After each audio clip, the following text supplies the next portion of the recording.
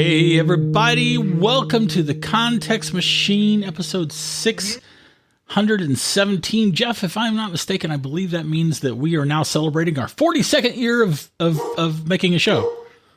I think so. Assuming the 42nd years, that goes back to the Jurassic period, because that's when we actually started. That seems about right. It was funny. I had someone asking about the show. I mentioned that I was going to be recording a podcast, and he goes, "Oh, well, I can't wait to hear about your podcast." And so I gave him the brief rundown about sort of where we started and where we are today, and I said, "So we've been doing this for like 10 years," and then what I'm thinking is like, "Now hold on, we just recorded episode 616, so." I know that's more than 10 years because it's not like, we spent several years not doing this on a weekly basis. Well, we've been pacing ourselves. We've been pacing ourselves. Well, this is episode 617, and I am Bryan Chaffin. And I am not. Excellent. I'm Jeff Gamet. Oh, hey, Jeff. Nice to meet you, man. Great to meet you, Bryan. Yep. I'm looking forward to learning more about this show, seeing how we work together. If we have any kind of chemistry, maybe it'll stick. Maybe the show will take off. Maybe. Where can I find some information about that show, Jeff? Contextmachine.io. Oh, right. Did you know that we actually have a website? I did know that we actually have a website, and you can use that website to reach out to us, or you can find us on Post.News and Mastodon. At Context Machine. Yep. And Bryan. Yeah. Our show today. Yeah. It's sponsored by HelloFresh. Oh man, that's fantastic. Both like having a sponsor and that sponsor being HelloFresh. Right. Are you going to tell us about him later in the show?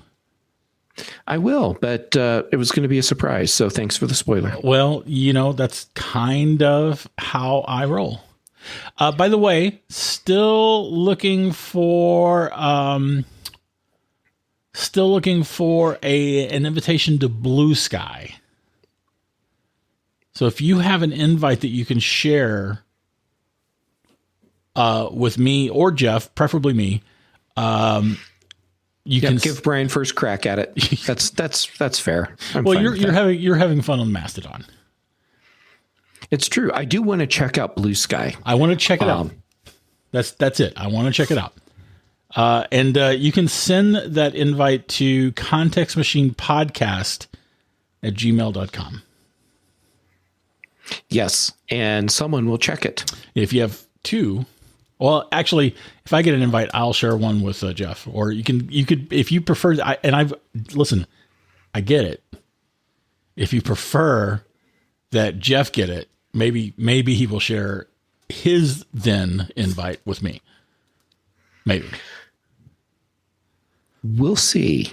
You better be on some good behavior, Mr. Man. Yeah, well then my chances don't seem good. Before we get to HelloFresh, Let's do some filler before HelloFresh. Yeah, exactly. You told me about a rather interesting, which admittedly makes this like almost every other show that we do. But you told me about something interesting. I did. And so everyone, when Bryan says, Jeff told me about something interesting, it means either I told him about something that's like genuinely interesting, or I dropped something in his lap to trigger him. And and we will see by the end of this show which it was. Spoiler. I'm going to trigger you. Okay. So actually, Bryan, you can thank Dave Ginsburg from In Touch with iOS for this trigger. He first of all, he's awesome. Yes. I'm going to get to hang out with him at MacStock. Oh, cool. This year. Awesome. Are you speaking? Yes, I am. I'm speaking. What do you know what you're speaking on? I do. What are you speaking on? I am going to tell everyone everything they needed to know about high-res audio. Oh, cool. Oh, that'll be great. It'll be a lot of fun. Why don't you include a link to the event in the show notes? When was the last time you looked at our show notes? Have you been having a link? I look at them every show we post. I look at them. You're not looking close enough. Okay. Well, or that maybe I cut it out on accident. Oh, that might have been the link I was asking you about the last time. Oh, that could be. Yeah. And I responded with, I have literally no idea what you're talking about. But then I said I sorted it. Anyway, whatever. Dysfunctional sausage making aside, you're going to be at MacStock and you're going to see David Ginsburg, and he told you about this thing that we're about to talk about. Yes, he did. So it's called Telly. And it's a television, 55-inch 4K TV, smart TV, built-in sound bar, and like a really nice looking TV based on the specs. And you can get it for free. What? Right. Yeah. You sign up and they send you a television. So when the product's free. You're waiting for what the actual cost is. So they call it a dual screen television. Okay. So it has the 55-inch TV. At the bottom of the TV, you have the sound bar that's built in. Yeah. And right below the sound bar, you have this narrow rectangle display. So second display. And the second display is running ads all the time. Oh, fantastic. So that'll be above and beyond any ads being shown on top of your regular image from the, like History Channel and Discovery Channel do that all the time. And as well as multiple other cable networks. They'll show ads on top of their own show. Usually for other shows. Right, because that just really makes viewers happy when that happens. Right. So, yeah. Well, okay, but to be fair, they need to make more money. Jeff, think of capital, please. Well, I mean, capitalism, it is a thing, and there you go. You said something when I mentioned this to you before the show, which I thought was actually a really good point. In this case, they're being upfront about how they are using your information to make money. Right. So there are tons of surveillance capitalism products and services where we are the product. With Android, we are the product. With Gmail, we are the product. With Facebook, we are the product. With Twitter, we are the product. Sometimes we even pay to be the product. I don't. You don't. But neither of us are currently using our Twitter accounts. But people who pay to be blue check in the blue check mafia, they are paying to also be the product because Twitter is also selling access to its users, for to generate money. With a variety of apps and or services, ultimately we are the product. If it's free to you, quote unquote free to you, you are almost always going to be the product. Mm-hmm. And we've known this. You and I have talked about this extensively over the years. We when we were still writing at the Mac Observer, we wrote about this frequently and often. It's one of the reasons why we like Apple, because for Apple, we are not the product. Apple is the one tech giant that I know of that is selling a product and actually making money on the product instead of making us the product. Mm-hmm. Right? So we've been over this. The longtime listeners certainly understand the stakes here. In the case of Telly, they're being upfront about the fact that we're the product. Yes. And I will quote from the website just to make this clear. So they say all smart TVs come with ads, which that's actually true, but you still pay for the TV. All of that changes today. During the sign-up process, we ask you questions about you and your household to optimize your ad experience.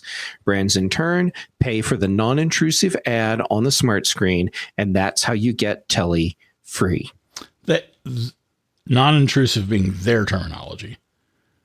I think having a second screen constantly displaying information below your television set with at least some, if not all of that information being an ad, at least some of the time, I would not call that unintrusive. But, hey, that's just me. I'm with you on that. And for me, a product like this wouldn't work, I don't think, because I'm not the kind of person that wants a television that has to be connected to the internet.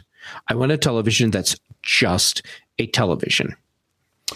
And that's not what this is. I have a large LG 4K TV that I quite frankly like.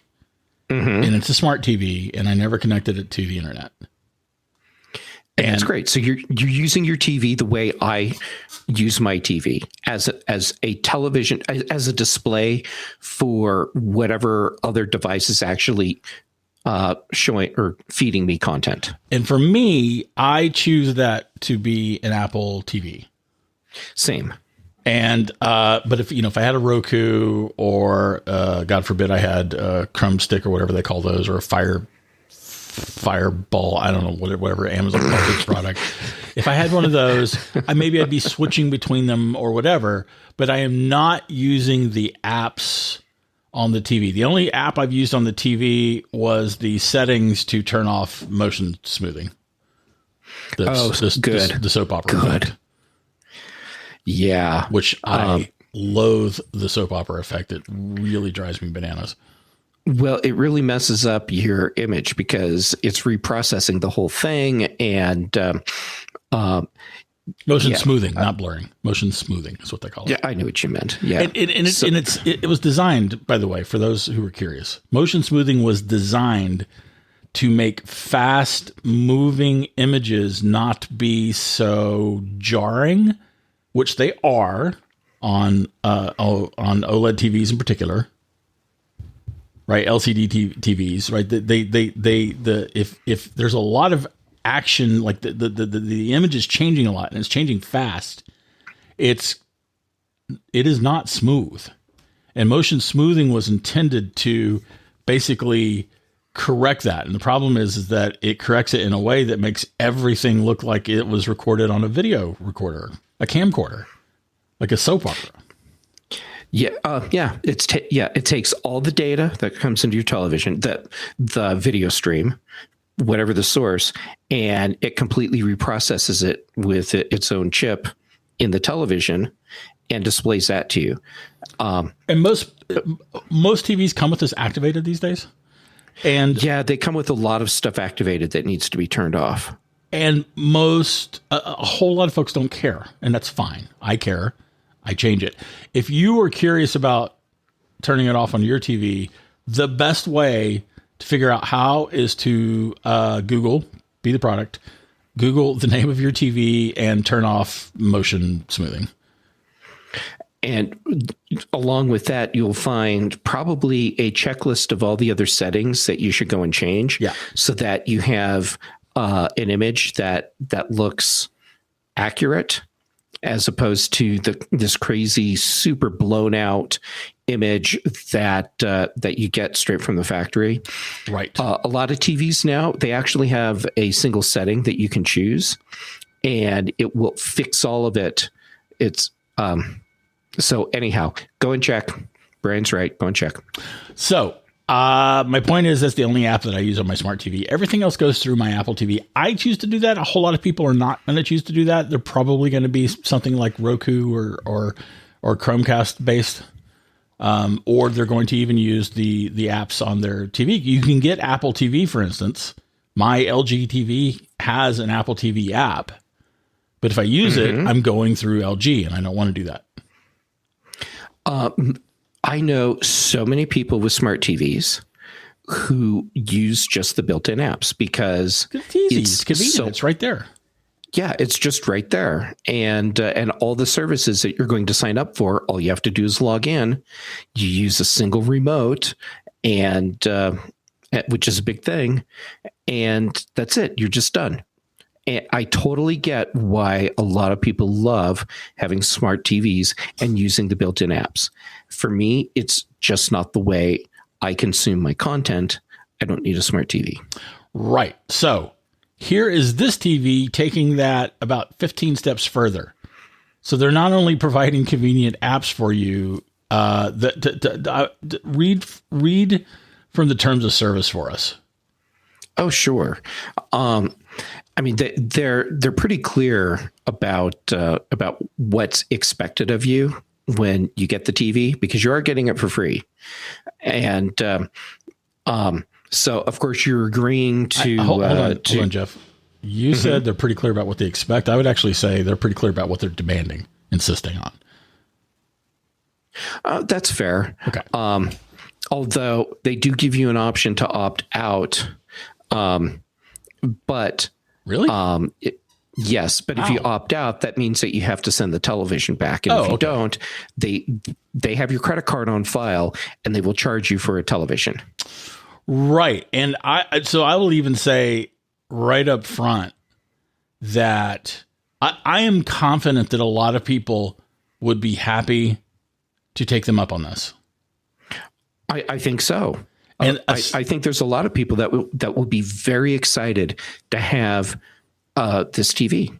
And some of those people won't care that their product. Most of them won't understand that. Won't be familiar. You know, they're not inundated in the world of tech in the way that certainly you and I have been, and probably many, if not most, of our listeners have been, to understand the concept of surveillance capitalism in the first place, or to even care about it. So most won't know. Of the rest, most won't care. Mm-hmm. And the significant percentage of what's left after that will be like, well, this is a way that I can get a 55-inch TV, and I can't afford a 55-inch 4K TV. Mm-hmm. Like that's not even something that I could even pretend to. So yeah, I'll do that. Yeah. Yeah. And, I mean, if that's what works for you, okay, that's what works for you. You asked me to tell you more of these terms of service. Wait, but I have one more point though that's related to this. Okay. I'm sorry. I'm being kind of a jerk, but I feel like this is all I'm being Bryan, but this is all related. Despite all that, despite the fact that I think these folks are going to find this company, Telly, is going to find a market happy to embrace this BS. And I think that they're going to end up being screwed as TVs get broken and stolen and people move and people are using bogus credit cards to get these things and don't take care. No one's going to take care of this TV. No one is going to take care of this TV. It's free. People don't take care of things that are free. That's just not how we're wired. And I would be surprised if this business model is going to work for them. So now tell us about the terms of service, Jeff. Okay. The product requires an internet and Wi-Fi connection. Use the product as the primary television in your household. So by getting this TV, we're committing to this being our primary TV set come hell or high water. Yes. Okay. Yes. Keep the product connected to Wi-Fi and internet. Do not use any software on your Wi-Fi network that blocks advertising capability. Okay. And do not make physical modifications to the product or attach peripheral devices to the product not expressly approved by Telly. So basically what that means is you can't put like a little firewall on the TV. Yeah, but what if you do? How good is their technology to detect that? Because I guarantee you there's going to be all kinds of people who have just like there are all kinds of people who don't care about any of this stuff. There's also plenty of people who could not care less about ripping off this company. All right. So then that brings us to the next paragraph. If we discover that you are not abiding by the requirements above or have disconnected the product from an internet connection or Wi-Fi for more than short periods each month, so that means if you've put a firewall in place, that blocks the data that they expect to see, or if you've just unplugged the TV, you will no longer be able to use the service, and you must return any products in your possession to Telly. Failure to return products to Telly will result in Telly charging the credit card on file. Okay, so you better not have a power outage. Well, that would be a short period each month. Gotcha. Yeah, so it's like if your TV is not talking to Telly's servers for like days at a time. Yeah. So like if, for instance, you go on vacation and you don't want to waste electricity. You have to waste electricity. You have to wait. That's fantastic. I wonder if you could call them up and say, hey, I'm going on vacation. Please don't maybe repossess my TV. Yeah. We don't know the answer to that question. But you know, go ahead. What else we got? All right. So, yeah, that's the big stuff out of their terms of service. You said you think they're going to fail with this, and you listed off a lot of, I think, very valid examples. And I'm thinking that there are a lot of other TV manufacturers who are watching Telly very closely to see how this plays out. Yeah. To see if this is a business model that they may be able to parlay into something that works for them. I 100% believe you, agree with you on that. And I would add that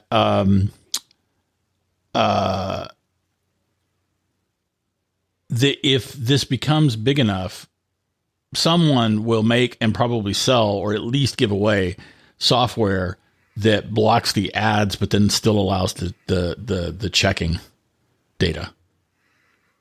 Mm-hmm. Right. Someone will figure that out if it's big enough. The market is big enough. Yeah. And then also, what's going to stop me from putting black poster board, cutting some black poster board and or just heavy paper or blanket in front of that lower display. But folks, this display it's just as wide as the TV, and it's about somewhere between a third and half.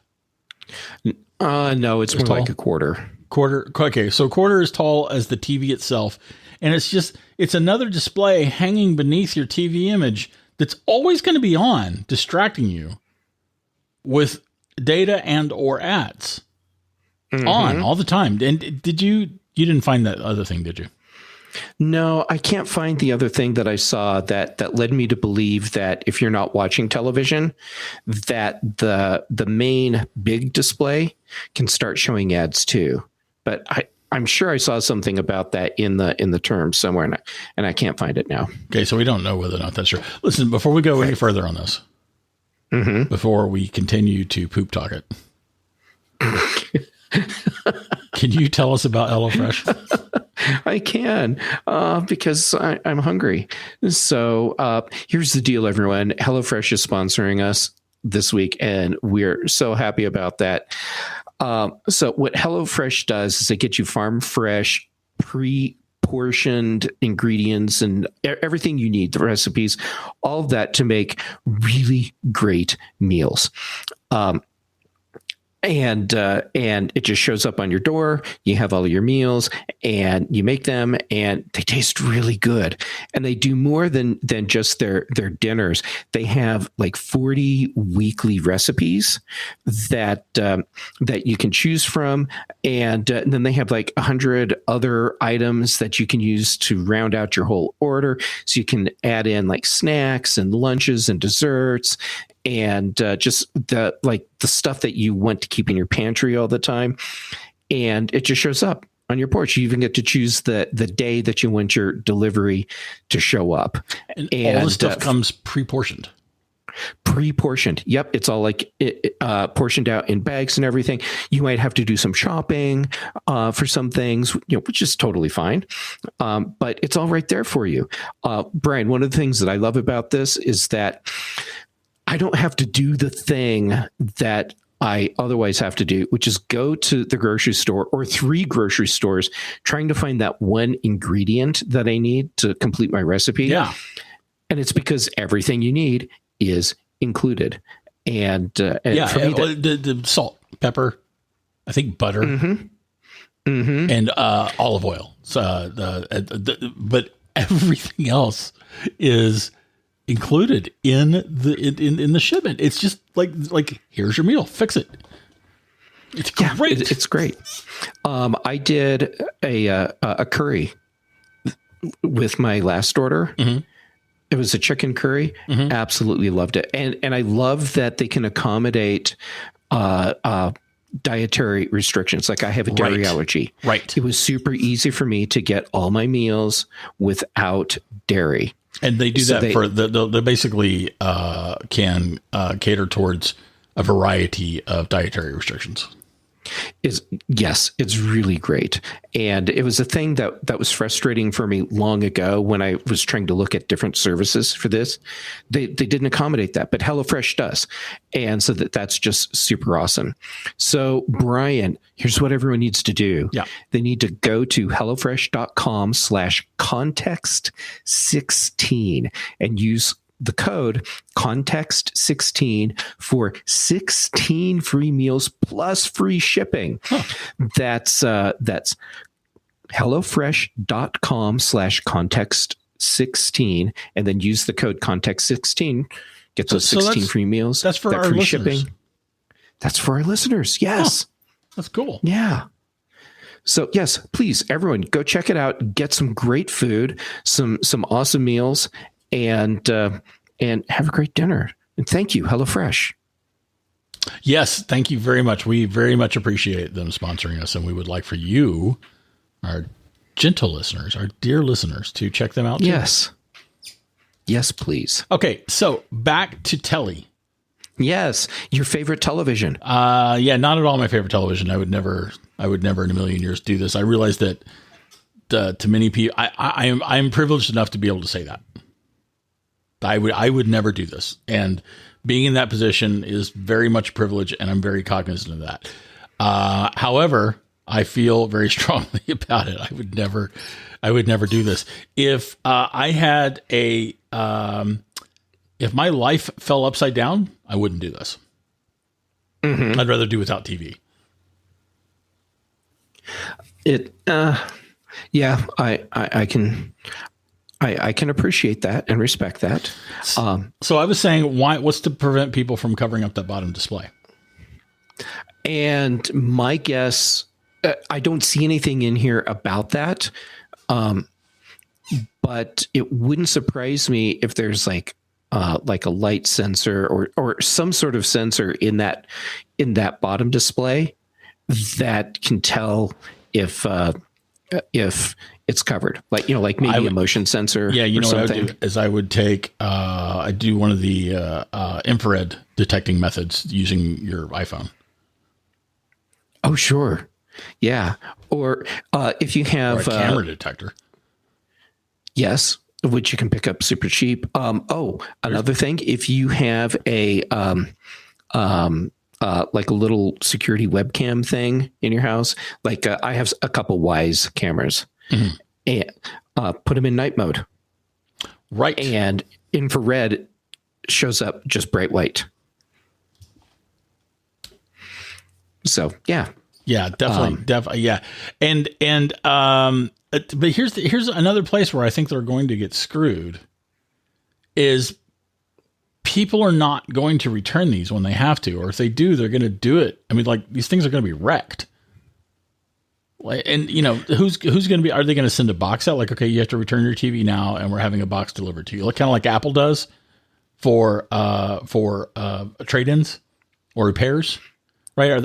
Is this company going to do that? Because if they don't, these TVs are going to be, these TVs are essentially going to be disposable. And that probably means that their quality is going to stink in the first place.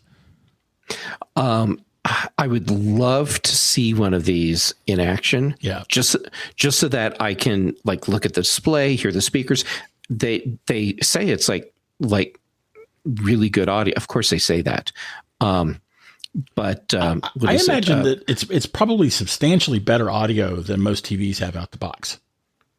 I'm guessing that seems right. like any kind of sound bar is going to be a vast improvement over most TV speakers. Yeah, and it has 5 drivers. So yeah, I'm believing that the audio on this is going to be substantially better than a lot of televisions, and or most televisions probably. And you don't have to buy a separate sound bar to use with this or hook it up. So you could hook up another sound bar to it, but here you go. A 55-inch television, 3 HDMI ports, built-in 5-driver sound bar. You can do video conferencing with it or video calls. You can hook up other streaming devices to it. So you can hook up your Apple TV. And they allow that. I think, yeah. It has to be one of the devices they've approved, but yes, so that's approved. And it even comes with like a Fire Stick and a Chromecast. Oh, wow. Okay. Interesting. Yes. So, it's coming with all this stuff. Did I say you can do voice control with it? No. Okay. So you can do voice control. I wasn't paying attention. So, it's kind of a toss up. Yeah. Yeah. Well, okay. Fair. Totally fair. We'll assume I didn't say it, because it's all about you. Yeah, right. Built-in video games, fitness stuff. So like with Apple Fitness, you have the video fitness coach stuff. They have a video fitness thing. I have no idea who is doing that, but it has advanced motion tracking built in for the fitness stuff, which answers my question about how do they know if you've covered up the lower display? Yeah, they've got a sensor. Motion tracking. Yeah, they've got a sensor. So you'd have to, if you were going to cover up that bottom display. And by the way, I'm not recommending that you do that, because I don't think you should take this thing in the first place. And if you do agree to take this spy device and install it, this surveillance device, and install it in your own home, you should do so and follow the terms of service that you agree to. Either don't take it, or, be surveilled. I don't, anyway, but whatever. If someone is going to cover that up, that you have to figure out where the camera is, where the motion sensor is, and, cut out a hole so that can still see through the thing you're blocking. Not that we condone that activity. I don't condone it. I do not condone it ethically or morally. Like my whole thing has long been that if you think that music costs too much, or books cost too much, or movies cost too much, don't consume them. Thinking that something costs too much does not give you license to steal it. I am completely with you. Absolutely. But when I'm talking about like covering up this TV, there are people who will do that. And they'll end up getting their credit card charged. Maybe, unless they actually do it smart. And which again, I'm not recommending. Don't take this TV if you don't want to be the product, if you don't want everything that comes. But motion tracking for 100%, they are surveilling when you're walking around your house, when you're home, right? And they're including that in their profile that they're selling. 100% they're doing that. There's zero chance that they're not doing that. I don't know that they're not doing that, but there's zero chance that they're not doing that. No, they're pretty clear in their viewing and activity data policy that they're collecting a lot of data. They also say they are anonymizing it. Sure. But they're very clear that they're collecting a lot of data so that you can have ads that are more personalized to you. Listen, I believe Apple when Apple tells me they're anonymizing, like information that Siri captures, for instance. I believe Apple, not believe in a whole lot of other companies when they say that. Maybe that's not the case for this company. Not trying to slander them, just expressing a very strong opinion that I wouldn't trust that any further than I could throw this TV. Now, I pulled up Amazon real quick. All right, and I typed in 55-inch 4K TV. And there are Amazon Fire TVs, so Amazon branded 55-inch 4K UHD TVs for $379. There is a Samsung for $586. There's an LG for $476. There's an Insignia Fire TV, which, okay, $259. Right? So, wow. I mean, like, and you're the product with the Fire TV too. Don't get me wrong. But like, how much? To me, this product just takes everything to the nth level. I mean, this is like turning your living room into oh good Lord, Harrison Ford cyberpunk movie. Blade Runner. Good Lord. It's like, cannot let anyone know what an idiot I am. This is like turning your living room into Blade Runner. Willingly. Choosing to do so. Installing it yourself. Taking it out of the box yourself. Putting it on a stand yourself. Plugging it in yourself. Connecting it to your Wi-Fi network yourself. I believe you just passed the VoIP comp test. Nicely done. Oh, here's a Toshiba Fire TV, $199. So I just shared a link with you that I found while you were talking. Okay. And this adds a little bit of credibility to the idea that Telly could have some legs. DirecTV is partnering with them. Ugh. So DirecTV Stream sets distribution deal with Telly. And this is an article I found on Deadline. Yeah. So I'll include it in the show notes. They're going to find a ready market for this for sure. Oh, of course they are. I mean, there's a lot of people that really, really want a larger screen television, 4K, and they simply can't afford it. And this is a way to make that happen. Okay, but seeing third-party Fire TV, I'd rather have a Fire TV than this, and I don't want a Fire TV. But seeing them for $200, that's I mean, like, you're giving up a whole lot to not spend $200.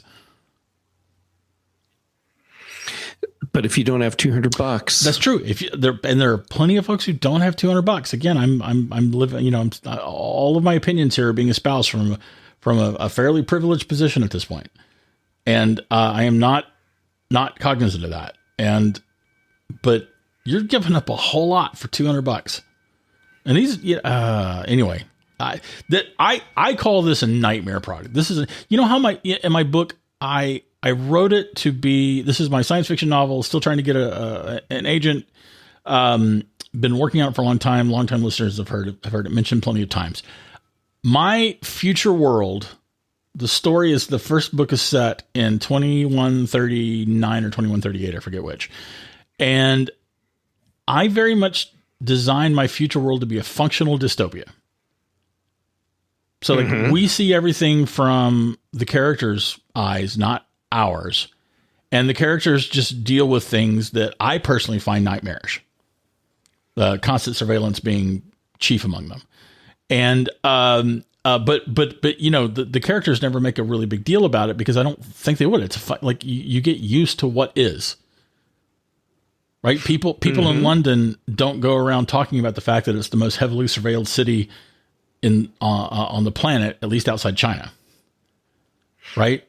Like, people don't talk about it. It just is. It's the fact of life. So anyway, this Telly product is a nightmare product. This is surveillance capitalism to the nth degree, and it's gross and disgusting.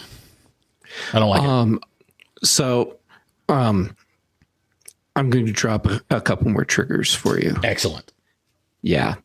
So, okay. So we talked a little bit about, it collects information about the audio and video that you're watching. So it's also tracking the channels that you're watching, how long you watch something. It also tracks what searches you're doing. Excellent. It's Like tracking Google. all of your settings, your preferences, the applications that you're using, any purchases you make, even down to the buttons you're clicking, like on the remote. When you watch, how often you watch, how long you watch, and we'll even be watching for whether or not there are people sitting in front of the television. So turning this on and just leaving it running all the time, at some point, it's going to tell the Telly servers, no one's watching me. Right. Right. Of course, I mean, right. And when someone is watching, they're going to tell them that too. I mean, it's kind of like Nest. I mean, Nest is reporting back to Google essentially when you're home, when you're active. One reason why I don't want a Nest in my house. Yeah, I use an Echo Bee. The biggest reason why I don't want a Nest in my house. I wanted a Nest in my house before Nest got bought by Google. But that is kind of beside the point. Yeah, a little off on a tangent. The nightmare, this is like surveillance capitalism to the nth degree. It's gross. It's disgusting. I hate it. But I'm sure that there are going to be many people who love it. And I get why they would. Yeah, I get it too. It's a very enticing prospect. Yeah, that $200 TV that I mentioned does not come with the soundbar. Right. And it probably has speakers that sound like absolute garbage. I maybe it doesn't, but it does. So, I mean, it's not just the $200 for the TV. It's, this is definitely the soundbar too, but I don't know, man. I don't like it. And I certainly don't want it. I don't even want to be in a house that has it. Yeah, that's an interesting rabbit hole right there. With surveillance devices, when people are coming into your home, they're not consenting probably to you being monitored. No, they're not. And that's the case. That's the case with Siri. That's the case with Alexa. And that's the case with Google Home 2 and Fire. Well, I guess that's Alexa. It's the case with all of the smart devices for sure. And and that's something that's never been, I don't think it's even been tested in court. Would really strongly upend the smart assistant industry as we know it today. Yeah. Man, can you imagine if terms of service for using a smart speaker in your home, any smart device that is doing active monitoring, if it included everyone that comes into your space having to actively consent to the device? Right. You walk in, you make your introductions to whatever kind of smart speaker it is. I've got a better question. Can you imagine the Supreme Court ever ruling against the surveillance capitalists? Not today. No, I can't. Nope. So I've got this image in my head now. Yeah. Of being in someone's house, and then all of a sudden you hear an echo say, "Excuse me, I hear a voice I haven't recognized before. Please identify yourself and verbally consent to monitoring," or however they would phrase it, so it doesn't sound like it's actually monitoring you, but that's what it's doing. And then you have to say, "My name is Bryan Chaffin, and I agree." Yep. Wow. Can you imagine that just being like a normal thing? Unfortunately, I can, yes, actually imagine that. I can imagine it. And I find that very sad. I wish it was so outlandish that I just, that it was beyond all reckoning. Yeah, it would be easier to put in the terms of service. Like if you have an Echo and you set it up, terms of service say you're consenting to being monitored through your Echo device and any other Echo device that you may be in range of. Right. Oh, good times. So do you think, there's another threat to Telly, and that threat is that it's so popular and successful that they can't produce enough. And if that happens, then we'll see a lot of other TV manufacturers announcing their dual screen ad-based televisions popping up too. Yeah. Yeah. And the other TV manufacturers already have their hands drenched in the surveillance capitalist business in the first place. So it's not like there's any kind of significant barrier to entry from anybody who's already in the TV space. That's true. For all we know, there is like this Telly, like it's conceivable that it's Samsung, LG, and Huawei that own Telly. It is not, and I can't find the article where it talked about who started Telly. Oh crap! It was someone that did a streaming service. Found it, Elia Posen, who co-founded Pluto TV. Yeah. Do we know where his money came from? I mean, the money to back Telly. No, we don't. Like this was a stealth thing. No one knew this existed until the announcement happened a few days ago. And now that I'm thinking about this, while we are hating what this represents, this is actually in some ways a much more tasteful way or palatable way to deal with ad-based television as a product. If you buy a lot of these smart TVs, you are subjected to ads on the television, regardless of what else you're doing. So like you turn on your TV and now you see an ad, or as you're going through the television's menus, there's ads all mixed in with that. That's just a thing. So pulling all of that and putting it onto a second display that's included with the television. Yeah, but you're still going to see some of those other ads too, especially tied to the apps. So you can have dueling advertisements blasting you. Yeah, but all of the stuff that would otherwise be just part of the television. We don't know that that's not going to be on the first display. We don't know that there won't be an ad on the settings display. Right, the settings app on the TV. That would just suck. I mean, all right. Well, I can't wait for someone to report back on this. This article I found in Deadline said that more than 100,000 people signed up in the first 36 hours. All right. Well, so again, lots of folks. Yeah, lots of folks are just fine with this. Yeah, and talking from a position of privilege, it's much easier to say I would never get this, but I can appreciate why for a lot of people. Impression. Go ahead. Oh, thank you. Yeah. Anyhow, I can see why this would be a very enticing offer for a lot of people. Yeah, a lot of people. And how many of those folks are not, are going to honor the terms? I don't know.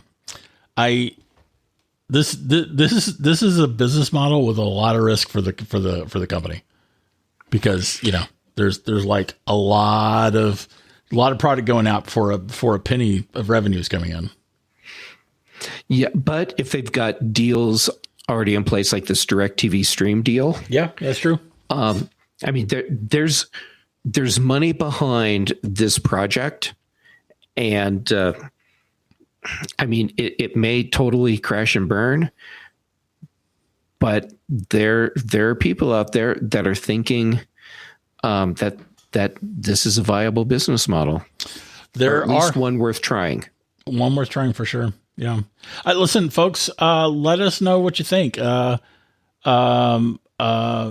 forget about if you think we're idiots, if you think we're, the last time had several people poo-poo us, at least a couple of people poo-poo us when we were complaining. What was I complaining about? What was the thing? Neil, the noted architect Pan. Oh my God. Told me I was wrong. Oh, about the Chevrolet. It's about Chevrolet dropping support for CarPlay and Android Auto, or whatever Android's thing is called. GM. Well, it was Chevrolet specifically for a specific model. It was the Blazer, the electric vehicle version of the Blazer for 2024. Oh, right. Yeah. Okay. Right. So yeah, that's a GM company, but it was specifically, this particular announcement at this particular time was about that specific model that is specifically made by Chevrolet, and it didn't even include the legacy engine Blazers, which will continue to support CarPlay and Android Auto, or whatever it's called. Anyway, Neil thought I was out of line with my criticisms. We had someone on our Facebook group, which, by the way, we have a Facebook group. With the notes, show notes, we'll have the link. Someone on our Facebook group also said that they thought we were wrong. So I don't know. Do you think we're wrong about this? Is this just too good an opportunity to pass up? Do you think Brian's wrong about this? Let us know. I'm pretty sure you agreed with most of what I said. Yeah, but calling you out, I mean, come on, that's just fun. That's true. I recommend it. 10 out of 10 stars. Would do again. Strongly recommend it. So anyway, Context Machine. That's our social media handles. Context Machine Podcast, where you can send our Blue Sky invitation. Mm-hmm. contextmachinepodcast@gmail.com. contextmachine.io. I know that I'm Geek Tales on all the social medias. And you're Jay Gamet, is that right? I am Jay Gamet on the social medias. Yeah. Including the YouTubes. Including the YouTubes. Yeah. Yeah. So let us know what you think. As strong as my feelings are on this too, I am really interested in what people think. I'm especially interested in the opinions of people who disagree with me, because I would love to know their reasoning, other than Brian's a poo-poo head, or which is that's known. I'm interested in that, but it's already a known quantity. But if you have feelings about this, let us know. Yeah, am I making that clear? I'm really curious to see what people think when they start getting these TVs. I think this fall, and I want to know if people like them. Yeah, for sure. Yeah. If you would sign up for this, and if you do sign up for this, you got to let us know. Oh, yeah. And I promise I will not give you a hard time about signing up for this. I'm not going to give, I understand people. I would never, I'm going to state my position. I would never in a million years do this. I find it to be a nightmarish product. And I also very much understand why a lot of people would embrace it, and why a lot of people would think that I need to get off my high horse. I completely get all of those things. I'm not going to come down on anyone who's choosing it. I just find it to be a nightmare product. Yeah, I'm with you. This is not a product that I think is right for me. Same privileged positions for both of us, which we are both also thankful for, whatever that matters. And on that note, check this out, Jeff. And that is this week's Context Machine. If you have anything to comment on, I like to say, add or question, write us at contextmachine.io. Already mentioned all the social medias.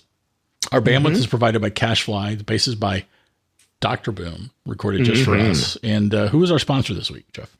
Our sponsor, Bryan, is HelloFresh. Right. So, everyone head over to HelloFresh.com/context16 and use the code context16 so you get your 16 free meals plus free shipping. 16 free meals is a lot. For good food. Yeah, it's good food. Yeah, it really is good. Anyway, I like HelloFresh. Strongly recommend it. And Jeff, I think that's everything.